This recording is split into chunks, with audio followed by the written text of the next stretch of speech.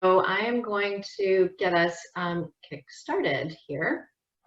So welcome everyone. I think everybody knows me here, but just for formalities, I'm Dorothy Orzlock, and of course I'm here with the Institute for Business in the Global Context.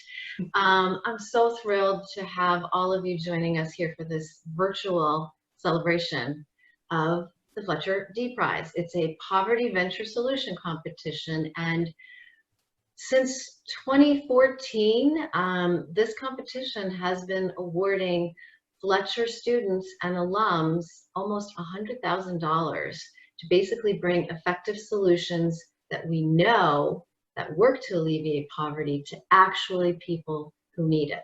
So that's why it's called the D-Prize. The D stands for distribution. So whether they're distributing solar lanterns in Burkina Faso or agricultural products in Rwanda, or educating girls and youth in China and Pakistan, our Fletcher D-Prize entrepreneurs are tackling these last mile distribution challenges head on. So today we are pleased to celebrate and award Nitin, Malik, and Mohit Saini $13,000 to pilot and bring energy access to Jharkhand, a rural state in eastern India. Oh, make a noise, make a noise. Mute yourself, come on. Congratulations. Thank you guys, thank you so much. I'm getting my dog to bark. Well, in that case, let's really hoot and holler. Yes. There it Wow. is. All right. So, I'm sorry it's in dollars, guys. It should be in a hard currency, but Oh, what was that? And that check is almost 6 foot long, so you can actually use it at two ends. Thank you so much. so you're gonna hear a lot more about this winning venture in just a moment. I also want to point out both of them are finalists in the Talk to New Venture competition, and they're going to be competing this Friday in the social track. So just to memorialize this, woohoo! Let me turn it over to Dean Kite for a few celebratory words and remarks. So Nitin and I'm so proud of you. Thank you so much for your vision, your commitment. Congratulations on winning. And even though this is a little more socially spatial than we would have wanted, you are working on issues which are going to be even more important going forward than they are now.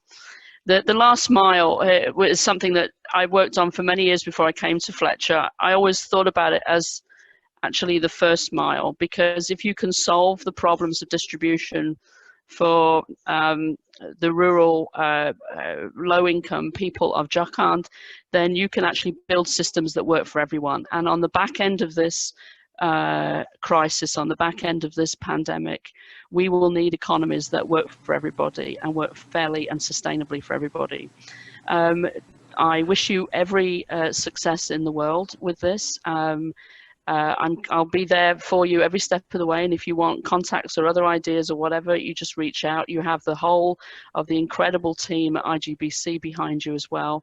We're enormously proud of you, and every step forward you make and every difference in an individual person's life that you make is something that will make the world a better place. Thank you so much for everything that you've done, for winning, and for everything you are about to do.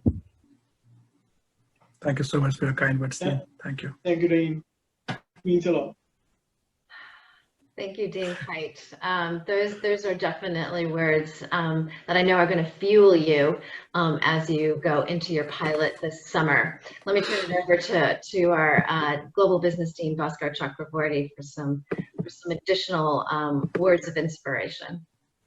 Well, I don't know if it's inspiration, but just to kind of say how excited we are and how proud we are to be able to celebrate you guys. You know, this is a competition that we started, as Dorothy mentioned, several years back, reflecting on the fact that there are business plan competitions, all over the place. We have it here in Tufts. There's business plan competitions in every university campus in the Boston area. And one of our original observations was that there are all these clever ideas that people are developing in these business plan competitions. Where are those ideas going? Are we getting those ideas to the people who actually need them? And then you realize that there are lots of ideas that are getting stuck in that first mile, as Dean Kite just mentioned. And so we thought, why don't we focus on that, closing that distribution gap? And we teamed up with our friends, from D-Prize, and here we go.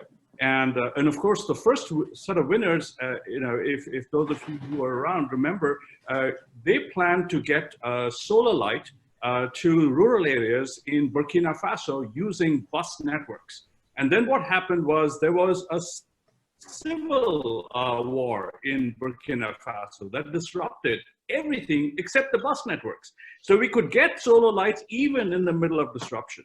And now we have come full circle and we are back to solar, and we are looking at solar in a particularly challenging part of India, in Jharkhand. And what I find interesting is neither of you is from Jharkhand. So this really involves thinking about the problems at the bottom of the bottom of the bottom of the light and the socioeconomic pyramid. So I'm really proud of the distance you guys have gone in thinking about the people who can benefit the most from your ideas, and love to hear your concept and anything you can share about how you're thinking about these issues as you imagine the months ahead, and how you plan to use the resources here. And of course, this is a quick pitch practice for what you're about to do in the next set of competitions that you have been so privileged to be a part of. Fantastic, Bhaskar. Thank you. That's exactly right. This is a coming of full circle from our very first winners from 2014 to now to 2020. And with us from the D-Prize are co-conspirators, our collaborators, our co-funders, our venture capitalists who have pioneered this and have chosen Nitin and Mohit for this award. Let me turn it over to Will Snyder. Thanks, Dorothy. So I just want to echo what Dorothy said, what the Dean said, and just say congratulations to Nitin and Mohit. This is really amazing. We are so excited to support you in your launch.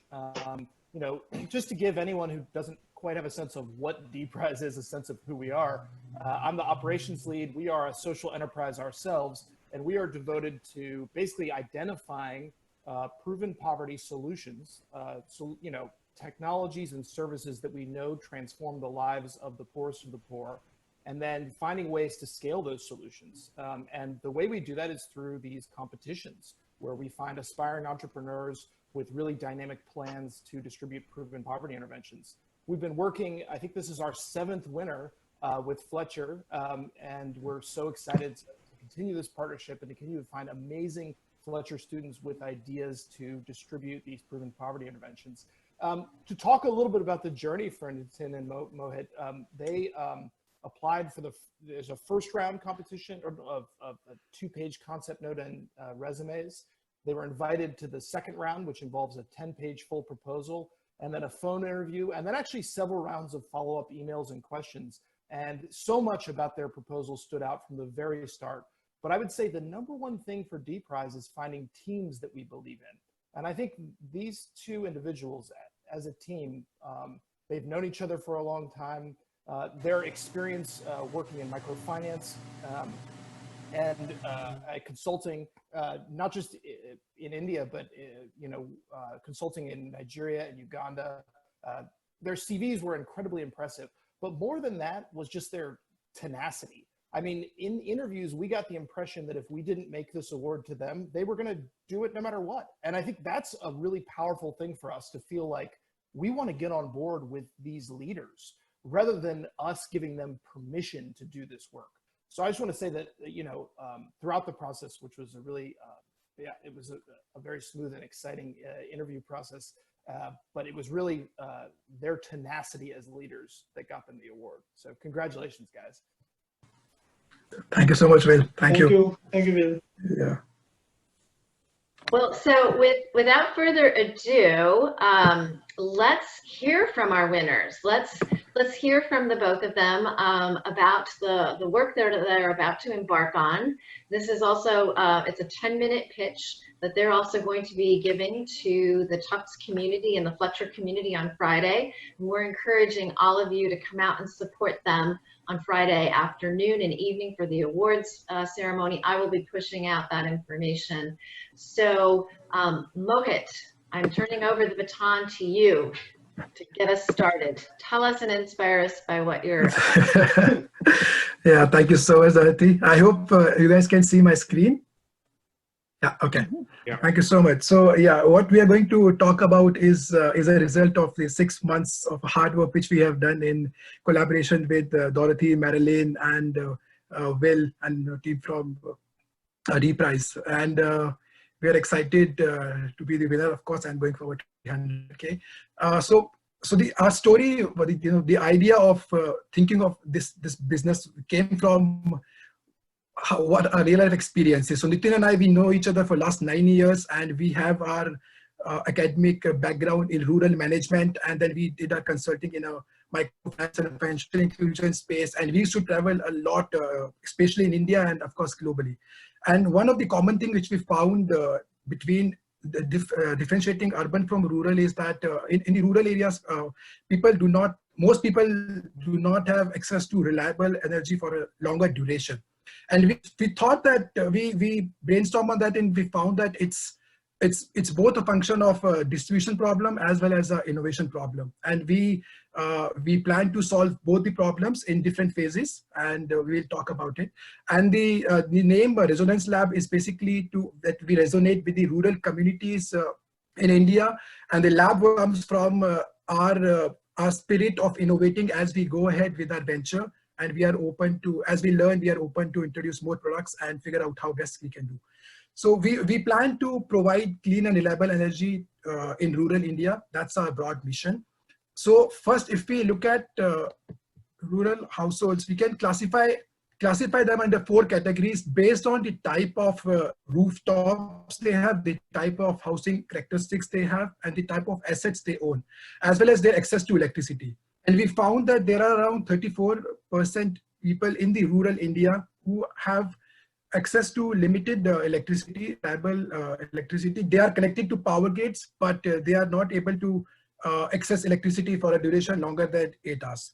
So just to get a more perspective on this, let's take an example of Ramesh, who is a farmer in East India. We observed that although his house is connected to a power grid, but they do not get access to more than 8 hours of electricity. Even if they get that electricity, that's patchy, that's unreliable, and there's voltage fluctuation. If you see on the left side, the household where this farmer lives, you will see that the rooftop is quite patchy, it's not permanent, and there is no solution in the current market which caters to people like Ramesh. If we look at it at a macro level, we see that there are 240 million people in India who do not have access to affordable, reliable, and clean energy. And we looked at both the solutions which are being provided right now. So let's first talk about the grid solutions. So we see that although the government claims that 90% or more than that villages or households in India have been electrified, but the way the government declares a village to be electrified is quite confusing, because even if 10% of the households are connected, they declare the entire village to be electrified, which is not the case. And even if they are if they are connected to the power grids, there are enough reports which suggest that there are various states which get less than 50% or 50% of the household get less than 8 hours of electricity.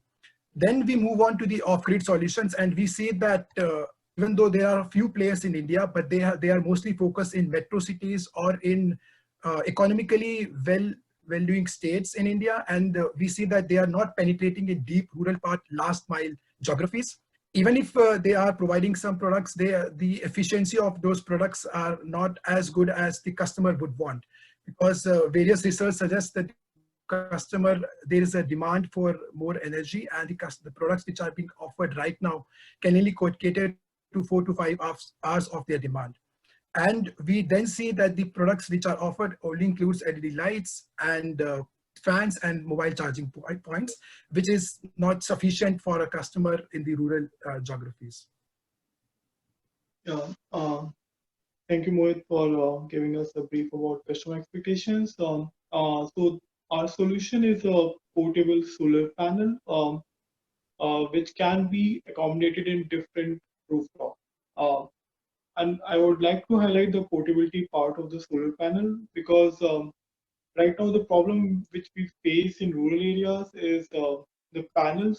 It's very hard to install a rooftop panel in a rural household because the rooftops are patchy, semi-pakka, as we call in India, and they have a slant. So you don't have rooftops which can be installed in every household. And there is a labor cost involved in installing and doing the rooftop. So we were thinking of a solution which is portable and easy to install and does not require too much labor cost. So, and to give you a picture, these rooftops are particularly available in US market. RV US uses panels on their. If we and also we have rooftops with appliances, home appliances, and we are seeing which include TV and as we move forward, we're going to add more appliances and based on the how our pilot goes around. Uh, right, and as I said earlier, these are portable roof panels, and I think in US there is a brand called Renogy which offers them, and people actually use these roof panels when they go for hiking as their backpack. So the technology is pretty cheap right now, and it's very portable. So you can take them and put them, and most of the customers use it for charging their car electricity, and we are building that technology to rural areas. And how will our solutions? So we are thinking of right now, we have our market funnel takes us to around 18 million market, and this 18 million market represents the state of Jharkhand and adjacent districts. And we have chosen Jharkhand for one of the reasons that right now the grid electricity is not pretty deep, and also the even where there is grid electricity, it's less than 8 hours on average for a rural household. And this is on average. So there are many households which are receiving electricity even less than that. And our current hypothesis is for next 5 years, grid electricity will take time to reach this market. Till then, we can offer them an alternative clean energy solution, which not only competes but sort of substitutes grid electricity as a solution. Right. Mohit, Yeah, sure, I lost you. Go on. Yeah.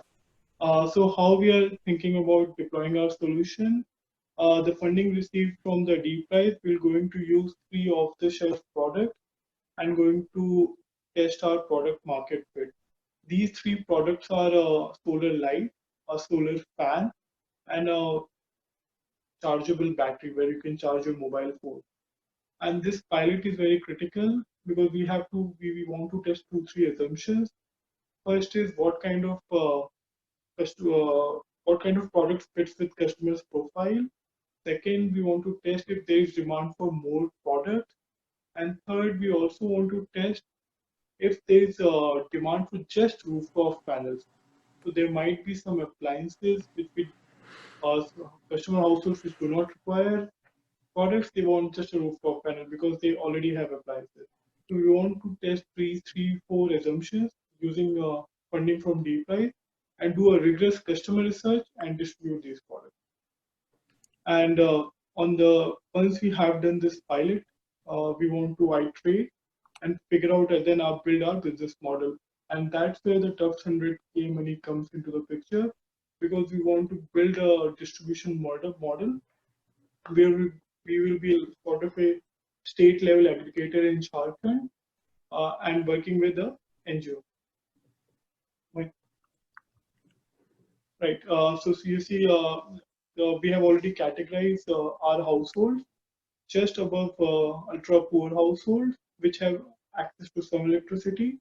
And our model is based on partnering with an NGO like Pratham in Jharkhand. And the reason we have chosen, and this was also due discussions with the D-Prize team, because first of all, we want to simplify our process, and we want to work within our partner, which has already worked with clean energy solutions. So in India, NGOs have a history of working with clean energy access solutions, and we see that we can build on that process to offer products to NGO partners. And also NGO already has a built-in trust with these low-income communities, which helps us in offering our products. And I would like to highlight another point which came up during our research is that serviceability of products is a key factor for customer feedback. Customers prefer those products where they can, if something doesn't work, there's an option for service offering. And we see going forward, training a person in the NGO to have a good service capability of servicing either the product or the panel. Just to move forward, currently we are seeing, and this scale plan is for the 100K funding. We see after the pilot increasing 550 units in the first year, 3,000 units in second year, and 25,000 in third year. And we see cost of unit economics here refers to cost of acquiring one customer, and we see falling year on year. And you see one of the two drivers of falling cost is scale. Second is falling solar panel prices. And another factor which plays is as we build and aggregate our distribution model, we see our learning getting built and reducing our cost of acquiring customers. And we assume a profit margin of 20%. One of the problems, one of the key feedback which has come to us is $200 a too high a price money? And this is, we are talking about a panel-led solar home kit, the full-fledged home kit. And we see this as a good challenge, and we want to test the micropayments method, and where we don't take the total upfront cost from the customer at one go, but build a micropayment method which allows them to stagger their cost. Because currently they are used to paying grid electricity prices, which are around $20 to $30 per month. So something which connects with their existing payment will be good. Yeah. Right. So, and this is the overall dream. This is a picture from Powai, Mumbai, and it shows sort of what we were talking about, how rooftops in India are pretty diverse, and and this is an urban part and very connected to a urban society. And you see how the blue tarps on top doesn't have a hard rooftop, and our ultimate goal is to all these households should have access to clean solar panels, which can act as a substitute for their existing grid electricity. So this is our overall dream and scale, and we see hitting at least 4 SDG is through our product. And this is the overall experience. Thank you, and we are open to any questions. We would like your feedback for our 100K.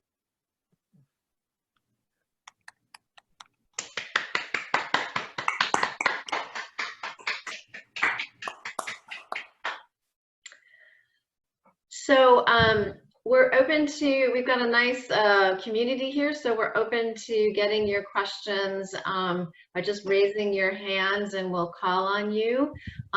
Stephanie, are you still there? Are you able to ask your question live? Yeah, I'm still here for another couple minutes. Thank you so much for, Nitin is smiling. We actually met last summer at a hostel in DC very randomly when he was on his way out and I was on my way into DC. Nice seeing you again. Thanks for that overview. I was wondering if, from the presentation, it seems like you're focusing on residential use of electricity, and I was wondering if you envision exploring or at least doing market research on the potential for productive use of electricity in these areas. Right. Thank you, Stephanie. Glad you are here. So we looked at we actually discussed for the micro enterprises, and there is a demand for rural micro enterprises for green energy access, but we are not going to test it right now during the first 3-month pilot. Because right now our hands are full with getting this thing done, and we are focusing solely on residential in a first pilot. Thanks.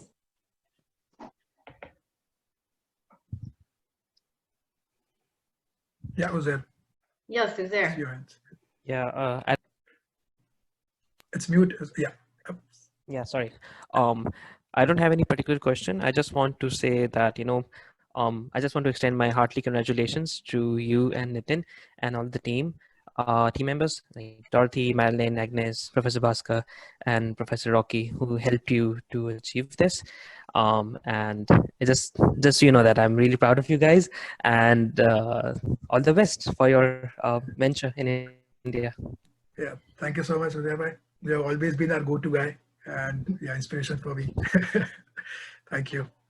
And Mohammed, you're a winner yourself, and you started your enterprise in Pakistan last summer. So, high praise from someone who's paved the way for you. Yeah. Any other congratulations, questions? Oh, Ibrahim. Sorry, I keep calling you by your last name. No problem. That's okay. That happens a lot. So first of all, super interesting. And nice clean slides. I've got a couple of questions and some general feedback. So as I was listening, the obvious question that popped in my mind was, so how is this different from the current offerings on the market? And you gave a couple of indications of that. So what I took away was sort of your target market, the aspirers, is really key here, and that came through pretty clearly.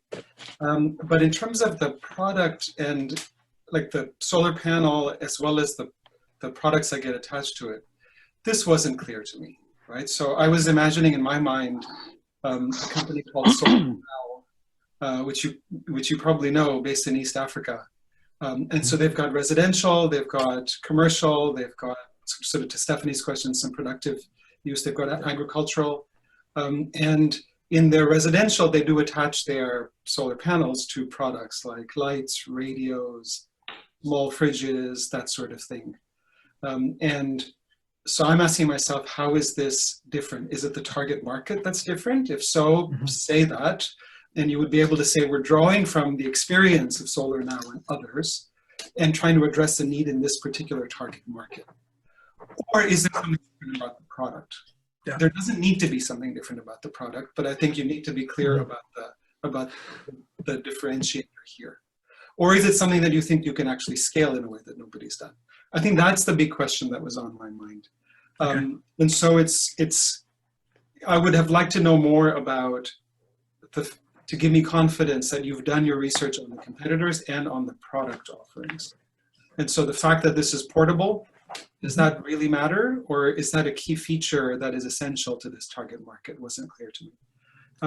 And then finally on the, just a couple of very practical suggestions. I'm assuming you're going to do a presentation like this remotely, the two of you in separate places. And so I can see Mohit really well. Nitin, I have trouble seeing you. Yeah. I would like to see your face, and I would like it to be lit in a way that I can see it, so that if the sound quality goes weak, I can see your mouth moving, and that will compensate. That's much better. Thank you. And so that would be useful. And then also, you might want to have somebody that indicates to you if the sound quality is poor, so that if it's bad on your end, then Mohit takes over. And vice versa, so that you've got some contingency plan in case people can't hear you properly. So just a couple of suggestions like that, but I'm excited about it. Yeah, I mean, if I can respond to the broader question you asked. So what we see right now in Kenya, of course, so the home kit which is being provided right now comes with a hard panel, and it's a small panel. So it has a high installation cost. You need a trained person to install it, and third, it has limited output capability. So the differentiation we bring in is that it gives a chance to the people to use solar energy for not just lighting and fan purpose, but to use other products. It can be water purifier, which we see is a good, there is a good product demand in India. It can be for televisions also. And for other products, which can be, let's say, solar heater or other things which we will explore during the pilot phase. So two things which we see, A is the easy installation of our panels. Second is higher output, which we offer, which can then give a chance to the customer to use more products and then just basic solar products. Nitin, you want to add something? Quick, I'm sorry, I'm sending you a chat as well. Fantastic feedback from Alnur. Please collect as much feedback as you can from those around here. I have to run to my next Zoom meeting, but if you don't mind sending me your presentation, I'll send you guys some feedback, and we can also set up a call before your pitch to the 100K prize. Congratulations. Sure. Yeah, thank you so much, Professor. Thank you for joining. Yeah. I've got Rocky's hand, and then Dean Kite's next. Can I just finish? Oh, sure. Go right ahead. So this is it. I wanted to just respond. It's what's counterintuitive is that the portability of these panels is, if I've understood you right, is also enabling greater power and greater functionality. And so that's counterintuitive. I would expect portable ones to actually have less power. So if that's a key selling point here, it should be raised very clearly up front. Thank you. Yeah, that's a good point. Thank you.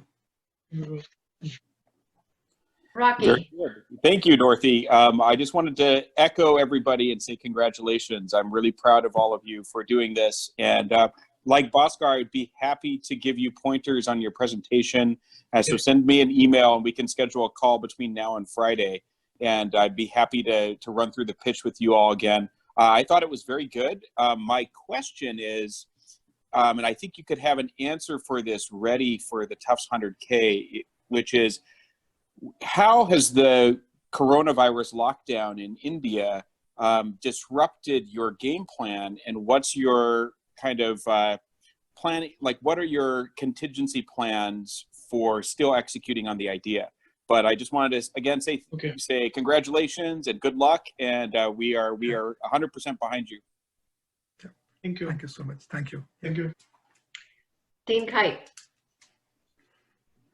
Hi guys. So I'm happy to. I will send you an email as well with some more detailed feedback. I think it's really good, and I think the comments from Professor Ibrahim were on point. I think just a couple of things. One is that I think there's been substantial market research done, and one of the problems in the off-grid sector is that because it's not because it's very nascent, and even in East Africa where it's less nascent, it's a huge upfront cost for a startup or for a small company to embark on the market research necessary, and so it's been a problem to the growth of the industry to get market research and have it be available to a number of players. But there have been a couple of intermediary attempts in the northeast of India, and both Rockefeller Foundation and Selco and others have got market research data, I think, that covers at least part of Jharkhand, if not all of it. And I think it would be really good to see if we can get access, or if you can get access to some of that market research. And so you don't have to sort of do that over again. There'll be other market research that you need specific. But so for example, we know that the sort of energy seeking behavior of people at certain income levels is very oriented around the products and the services that they'll use the electricity for. So obviously cell phone is the first one, and then patterns do change by gender as well. What women want to be able to they want lights, they want cell phone, then they want fan, and then they want refrigerator television, etc. So I think there's actually quite a lot of information that's been built up, and maybe some of that's of use to you, and you may need to do other stuff. The other thing is on the financials, and the ability to pay, even for people on very low income, and the implications of what's happening in the banking sector in India at the moment with the collapse and rescue of Yes Bank. This is going to have really knock-on effects for small, medium-sized enterprise lending and for microfinance. And I think keeping a very sharp eye on what's going on there within the MFI community, within the SME community, and then for the ability of people on very low income to have cash available. But I'll send you comments. I wish you all the very best on Friday. And like I said, the only way to go is up. Well done. Thank you. Thank you so much for your thoughts. Yeah. Are there any other burning questions, comments, celebratory remarks for our winners today? Well, so thank you all for those very insightful feedback and comments. We're so proud of you, Nitin and Mohit. We are going to be, we're here for you. I want to also acknowledge Marilyn Davison, who, my apologies, Marilyn has been a tremendous support to the D-Prize process from day one. And I am so pleased that she's been able to be on board to support you and previous